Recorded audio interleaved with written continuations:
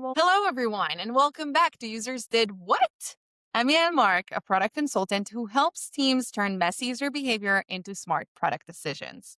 Today, we're diving into one of the toughest product environments out there, healthcare. It's full of constraints, edge cases, and users who are frankly too busy saving lives than to care about our UI. My guest today is Lisa Hagen, a product leader and advisor with over 20 years of experience building and transforming product teams across industries, from MarTech to health tech to EdTech. Through her life and through her work at Ready Steady, Lisa helps organizations that are missing targets or struggling to keep up build stronger alignment between product, design, and engineering so they can deliver outcomes that actually move the business forward. Lisa, welcome to the show. Thank you. Thank you for having me. I'm so happy that you're here. You've worked in so many different product spaces, but healthcare comes with its own set of challenges, as we all know. I'd love to start with the story that inspired this episode. What exactly happened? Yes. Yes. Well, I spent about 8 years in healthcare, and one of the companies I worked for, I was the first product person that they had hired. And so as I was getting up to speed, we were kicking off a new initiative, a new project to automate faxing, because we still do faxing in healthcare for compliance reasons and all of that. And it was for one of our internal facing products. And we're doing the discovery work, and we want to make sure that we had the data and the data quality such that we'd be able to hit our targets. So we want to make sure we could support the automation and meet the goals essentially. So we're going through the data, you get the export from the database, and I was like, this is odd. The dev team and I are chatting through it, and we're expecting to see fax numbers, right? Because we're looking to automate the faxing. Except we saw like all kinds of other data showing up. I thought, well, perhaps like maybe we're looking at the wrong field, or maybe like this is just an anomaly. Maybe like people aren't putting the right data in. Like this is just like a process problem. So we went to the operations folks for our primary users and found out, well, indeed, it was not a problem. It was not a one-off.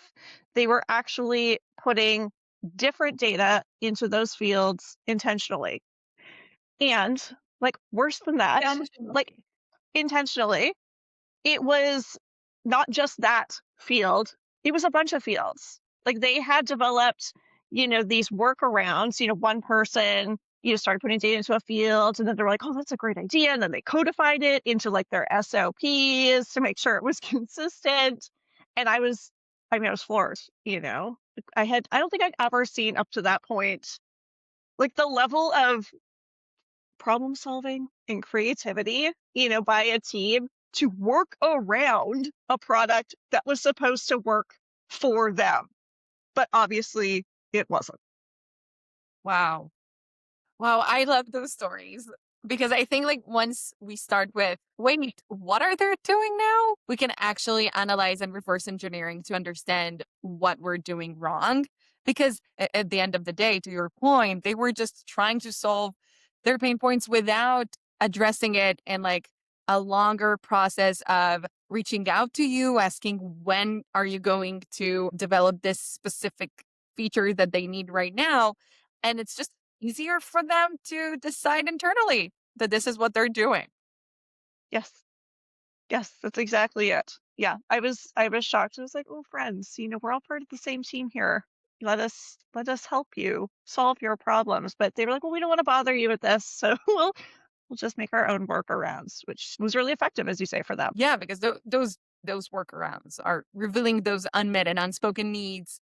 And once you detect them, you could find those insights that you need because they just show you what they want instead of telling you, which is another way of listening to your users at the end. Yes. Which brings me to one of my favorite product dilemmas. How do you decide when to redesign around user behavior versus re-educate users how to Oh, change? I mean, that is classic.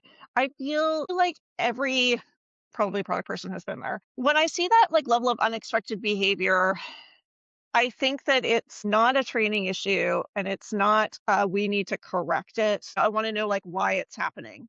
Usually it's like a design problem, right? If people are going out of their way to do something or use the product in a way that we hadn't like intended, it's a signal that there's that unmet need, as you say, or there's like a friction point that we hadn't accounted for. There's a lot of assumptions that folks make when designing, user journeys and for our users, in that we sometimes we see the process maps or we see the workflow diagrams, but we don't actually understand the context in which they're doing their work. So in this like particular example, the ops team, right, they're working in a very busy environment. They had like daily targets to make. We're juggling like multiple calls all at the same time. And they needed something that was going to be like really fast and really clear and really easy for them to use. And the system obviously became like none of those things. Thus, they had like the workarounds. Usually, I err on the side of it's a product problem, a design problem, with an unmet need. And we haven't done a good job in understanding their context, their jobs to be done, right? And how it is that they need to get that work done. Though there are some scenarios where it is a training or education problem, especially in healthcare, we've seen this where we've intentionally changed our workflow to improve compliance or regulatory, right? Or to be like with HIPAA and privacy compliance and all of that. So in that case, doing some re-education and training is important to make sure that for all of those reasons, we are following the right processes and workflows. So many great insights here. First, you mentioned understanding the context.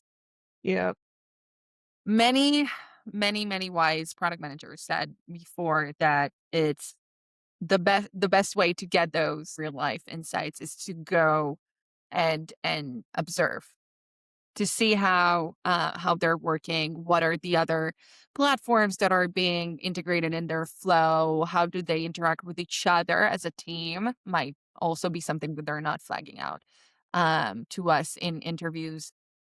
Unfortunately, not everyone have the capacity or the time to go and observe. Is there a different way to collect this data? it's great for like you, the product manager, but also your designers and your engineers and developers and your team to like sit side by side, do some shadowing, because that does, to your point, help really emphasize and build that level of empathy. Because in the way of like being able to see, which we can with different like product tooling, right, that are capturing like user sessions and we can watch those videos and things like that behind the scenes.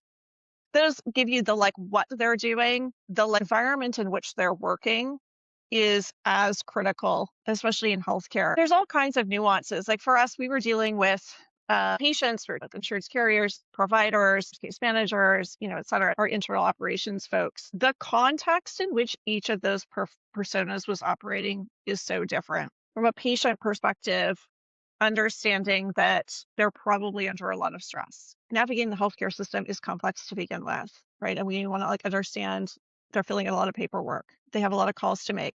This one thing that we need them to do or interact with us on might be just the tiniest part of their day, right? And we need to understand that they don't have the patience to, deal with something that's not working well for them. On the like operations staff, again, juggling multiple people, juggling multiple appointments, and all of that all on the phone at the same time is like really complex. And they have a different kind of context that we're working in. So I think no matter what you're using in terms of like tooling, right, where you're observing, with product analytics tools, analyzing your support, complaints or incidents or all of that kind of stuff, you also really need to build that empathy by finding a way to, if you can't sit with them, understand the context in which they're working. Spend some time digging into that. Like, what does the day of a patient look like from they wake up in the morning, they have to do these tasks, they have to go to their appointments, all of that kind of stuff. That's something worth diving into, understanding the intents and the behaviors and how their day looks like, not to focus only about your product and the usability and if this feature is good or this feature is better, but more about how their day looks like and then take it offline. That the understanding of how to translate that into new features should be on you and not on the users. And what you want to get from them is essentially just a reenactment, just like a full detailed story of what they can tell you of how their day looks like in the frame of where your product is integrating in their lives. And especially in healthcare, right? You just mentioned like there's it's such a chaotic environment and they are focused on saving lives. So understanding like this little step on the way that they have to do. If they don't have the intention, if someone is just asking them a random question and then they forgot about what they need to do, then you just lose them. I do want to go back to the balance between re-educate and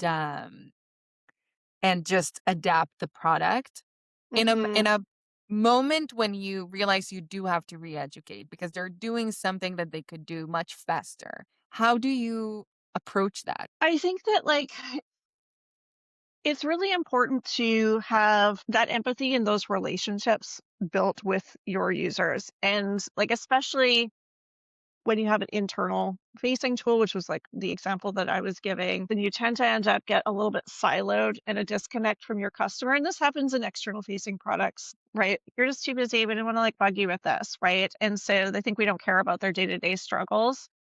And then it builds up these silos. And then, that's where like we kind of start to diverge from meeting those users' needs and like the features that we're building. What they're doing is a symptom of a larger issue inside the product, right? We haven't designed it to meet all of their scenarios, right? There's a gap there. The shadowing and all of that also helps to build that level of empathy because when you're sitting side by side or remotely, you get the opportunity to see and then share the insights back and forth, which helps with the understanding that like both of you are trying to do a job here. And when you start to kind of bring that together, that it's not just some people in some room somewhere that are building your software, that helps foster that level of like honesty and connection. And then when things like that happen, you're partnering on it as opposed to we don't want to bother you or feeling like, oh, I've done something wrong.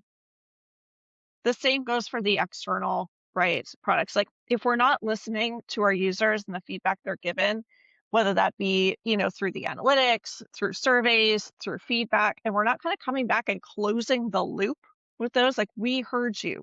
Let us understand a little bit more, about you, or we heard you and we've addressed what you've said in the following ways. That starts to again build that trust with those users. Wow. So going back to the Yeah. story, once you did mention that you signed the data that they're documenting all those fields differently than what you aimed for them to do, how Yes. did they respond? They were very keen to share the other things that they were doing in the platform and have somebody listen to them, quite honestly. Um, Okay. I think not having a product person, right, on the team or UX folks, and user research to, help really get close to the user needs. And when the development team is just building features that are coming down, especially from leadership or whatnot, they feel alienated, right? And that they're not listened to.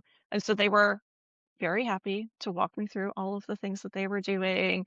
And, we had co-design sessions where we sat down and we're like, okay, well, like, let's talk through this. And ideally, like, how would this work in your like perfect world? And like, what is the context? And what else are you doing at this time? And all of that kind of stuff. And how are you measured? And we got kind of alignment on that. And they were like, I was like, people are listening to me. They understand, right? We can get something that's so much better. And they were, I mean, super pleased. Yeah.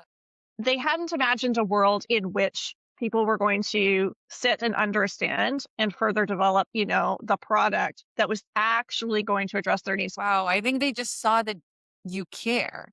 And what you said earlier about not just being a team that is out there that building this software, it's people who do actually care and can help us go through our day much more easily and we can actually ask them to do things and maybe they won't disappoint us and we won't Yes. have to have those meetings in the morning telling everyone that from now we're going to document this data in this field, although the title is completely different. Honestly, I really liked your answer about building that trust. Just building this relationship with the users through the platform or just through the conversations that we have with them and just to listen to how they behave and not taking it personally, but understanding how we can elevate this experience to our users because this is what we're here for as product managers. It's about Yes. solving people's problems with technology. And I think the other thing that like helps build out the whole product pod, like the whole product team in that way is like what I also saw is when we were able to share that information down with like the engineers on the team, they were super excited to get that level of like understanding. And so them interacting with those folks as well, like it just really like built on itself. Because they were like, oh my gosh. And they carried that into like the next project. They're like, well, we heard this. And like, what do you think about that? And like, let's meet with those folks and like, let's kind of co-design these solutions together because I think we might be missing something. And it really did like fuel a lot of innovation, right? And, rapid improvement. And yeah, I don't know. It was just really great to see. Yeah, it's like having a conversation can actually benefit us. It's And amazing. yeah, who knew?